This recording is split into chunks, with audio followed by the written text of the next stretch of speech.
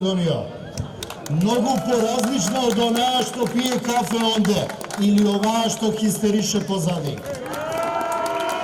Денес, како и многу пати до сега, се собравме да и кажеме на власта да си го почитува својот збор и подпис. Тие со својот подпис ја избраа Катица Јанева за специјален јавен обвинител и ни тврдеа дека е тоа најдобриот обвинител кој може да се справи со овој криминал. Нека си го почитуваат тој збор. Ги повикуваме и пратениците да ги почитуваат своите два прста и својот даден глас кога изгласаа специјалното јавно обвинителство и го конституираа. Наместо да водат јалови дебати, треба да ги изгласаат законите кои ги бара специјалното јавно обвинителство за да може да работи. Нешто што го правеле многу пати до сега.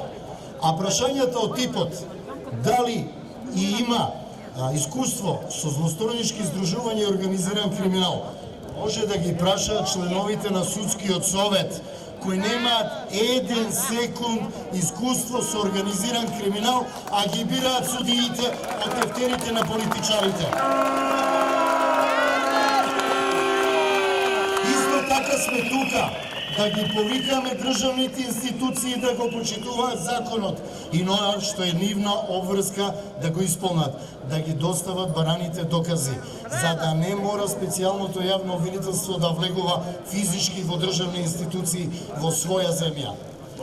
Исто така, тука сме да го подсетиме кривичниот суд, особено неговиот председател, да нема двојни аршини и да не пишува образложенија, статии и деманти толку многу колку што пресуди во својот живот не напишал, него нека се фати за својата работа и нека го организира судот да нема двојни аршини и селективна правда.